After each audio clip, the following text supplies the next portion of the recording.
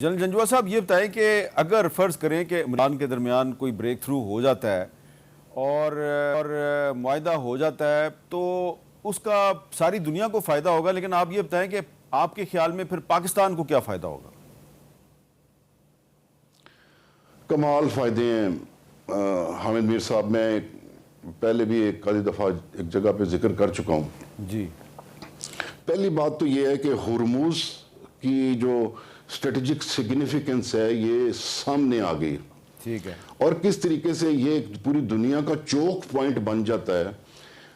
اور کس طریقے سے پوری دنیا کو ایک کرائسس میں ڈال سکتا ہے۔ تو اب یہ سارے ممالک جو ہیں وہ اس کرائسس کا حل ڈھونڈیں گے۔ تو آپ دیکھیے ذرا کہ جو قطر، بحرین، یہ چھوٹے ممالک ہیں، ان کی بیک لگتی ہے سعودی عربیہ کے ساتھ اور فرنٹ لگتا ہے ہرموز کی طرف، یعنی کہ یہ لینڈ لاکڈ بھی ہیں، واٹر لاکڈ بھی ہیں۔ تو ابھی یو اے ای نے ایک انڈر گراؤنڈ پائپ جو ہے لا کے تو عمان میں فجیرہ تک وہ لے کے آئے ہیں اور وہ وہاں سے بلک بریک کرتے ہیں۔ تو ابھی it is a great opportunity کہ ہرموز کے چکر میں ہی نہ پڑیں، سعودیہ کو اور یہ قطر، بحرین، کویت کو یہ پائپ لائن کے ذریعے آنا چاہیے انڈر گراؤنڈ، عمان سے آ کے نکل کے ان کو گوادر پہ آ کے بریک کرنا چاہیے، بلک بریک۔ اور یہ سارا آئل سپلائی جو ہے، یعنی کہ ہرموز کو وہ اوائڈ بھی کر لیں اور ہرموز اویلیبل بھی رہے۔ اور جب یہ ہم رول پلے کریں گے تو شاید ایران فیل کرے کہ دیکھو ہم نے ایک آلٹرنیٹو دے دیا ہے، ہرموز کی ہم نے سگنیفیکنس ڈی مین کر دی ہے۔ تو اس کے لیے جو چائنا کو جو پائپ لائن ہے وہ ہم ایران سے اور گیس کی جو ہے وہ اپنے تھرو گزاریں گے تو ہم یہ سارا کچھ ایز کر دیں گے۔ ٹھیک ہے، تو یہ دس ول بی گریٹ اپرچونٹی جس میں ہرموز بھی فیوچر کے لیے نلیفائی ہو جائے گا اور اکنامیکلی جو ہے ہر کوئی بینیفٹ کرے گا۔ آپ کو لگتا ہے کہ یہ جو پچھلے دنوں ہم سن رہے ہیں کہ جی پاکستان اور سعودی عرب نے جو آپس میں ایک ڈیفنس کوآپریشن کا جو معاہدہ کیا ہوا ہے، تو اس معاہدے میں ایکسپینشن ہو رہی ہے، اس میں ترکی کو بھی شامل کیا جا سکتا ہے اور کسی مرحلے پہ اس میں ایران کو بھی شامل کیا جا سکتا ہے؟ دیکھیں، ایران نے تو ویلکم کیا تھا، اسی وقت ویلکم کیا تھا۔ اچھا، ٹرکی بھی انکلائنڈ ہے۔ یہ سیکنڈ لارجسٹ اپرچونٹی ہے میر صاحب، یہ تو ہماری تقدیر بدلنے والی ہے۔ ابھی آپ دیکھیے، میں اس کو اس طریقے سے ایکسپلین کرتا ہوتا ہوں کہ جو 9/11 کے بعد جس طریقے سے Afghanistan, Iraq, Libya, Syria, Egypt, سارے انہوں نے جو ہمارے لیڈرز ہمارے، اور ابھی سیکوینس میں یہ ایران تک پہنچ کے،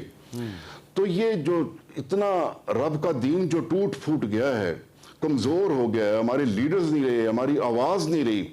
تو اس پوری دنیا کو کیا رب کا دین ایسے ہی رہے گا؟ اس کو کون سنبھالے گا؟ اس کو سنبھالنے کا زور یا زور بازو کس کو عطا کیا ہے رب تعالیٰ نے اس پوری اس مسلم امہ میں؟ تو ہم پہ ایک بہت بڑی رسپانسبلٹی آنے والی ہے، اور وہ یہ ہے کہ ہم نے سب کو اکٹھا کرنا ہے، سب کو پھر سے اپنے پاؤں پہ کھڑا کرنا ہے، اور that will be a Muslim world, اور اس میں ہم نے بہت بیلنس کے ساتھ چلنا ہے۔ تو ابھی یہ ٹرکی آتا ہے تو آہستہ آہستہ بے شک اس میں لوگ شامل نہ ہو، کوئی بڑی بڑی ہم الائنسز نہ بنائیں، لیکن ہمیں چاہیے کہ پوری مسلم ورلڈ کو گلے لگائیں اس طریقے سے دیٹ دے فیل سیکیور۔ اور سملرلی جس طریقے سے چائنا کا رائز ہے، پھر جب ایشیا میں اتنی بڑی پاور چائنا ہوگا اور پھر یہ پاکستان اور آل دا مسلم ورلڈ ہوگا، تو یہ تو پوری دنیا ہم بدلنے والے ہیں۔ تو جنرل صاحب، اس ساری صورتحال میں جو پاکستان جو ہے اس کو ایک طرف تو انٹرنیشنل لیول پہ بڑی اپریسیشن مل رہی ہے، اس کی جو ڈپلومیٹک کامیابیاں ہیں ان کو ہر کوئی اکنالج کر رہا ہے، لیکن دوسری طرف ہم دیکھ رہے ہیں کہ افغانستان کے ساتھ ہمارے معاملات ابھی تک ٹھیک نہیں ہوئے، اور افغانستان کے راستے سے پاکستان میں دہشت گردی بھی ہو رہی ہے۔ تو اس مسئلے کو ہم کیسے ایڈریس کریں گے؟ کیا اس میں سعودی عرب اور ترکی ہماری کو مدد کر سکتے ہیں؟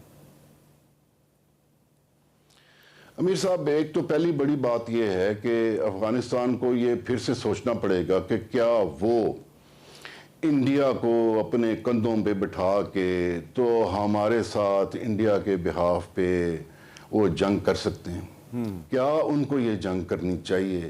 وہ کیوں یہ بوجھ اٹھا رہے ہیں؟ وہ کیوں ہمارے ساتھ حالات نہیں ٹھیک کر رہے؟ تو میں یہ دیکھتا ہوں کہ صرف سعودی عربیہ، ٹرکی، اس میں رشیا، چائنا کو بھی انوالو ہمیں کرنا چاہیے، ریجنل تمام کنٹریز کو، سینٹرل ایشین ریپبلکس کو بھی شامل کرنا چاہیے۔ اور میرے ذہن میں ایک اور بھی سجیشن ہے کہ ہم یہ سینٹرل ایشین ریپبلکس کو ملا کے بشمول افغانستان کر کے ایران اور ٹرکی بنا کے تو ایک ہم پراسپیرٹی زون اس کو ڈکلیئر کریں، تو یہ افغانستان کو خود بخود بیچ میں جو ایران کے پار والے ممالک ہیں، جو سینٹرل ایشین ریپبلکس ہیں، کیونکہ وہ پھر کنیکٹ کرنا چاہیں گے پاکستان کے ساتھ، ایران کے ساتھ اور ٹرکی کے ساتھ اور انڈین اوشن کے ساتھ، تو وہ بھی افغانستان پہ کہیں گے کہ جی please be a bridge and not a barrier. تو یہ جو آپ نے بات کی ہے please be a bridge not a barrier, تو اس کے لیے تو پھر جو بات چیت کا راستہ ہے وہی اختیار کرنا پڑے گا، اور چائنا کا ایک شہر ہے ارومچی، وہاں پہ کچھ دن پہلے پاکستان اور افغان طالبان کے نمائندوں کی بات چیت بھی ہوئی ہے، تو چائنا تو اپنی طرف سے کوشش کر رہا ہے۔ آپ کے خیال میں رشیا کیا رول پلے کر سکتا ہے؟ کیونکہ پوتن نے بھی چائنا کا دورہ کیا ہے پچھلے دنوں، تو رشیا کا کیا اس میں کردار ہو سکتا ہے؟ رشیا کا بڑا اچھا کردار ہو سکتا ہے۔ دیکھیے رشیا ادھر سے چیک میٹ ہوا ہے نیٹو سے، جی،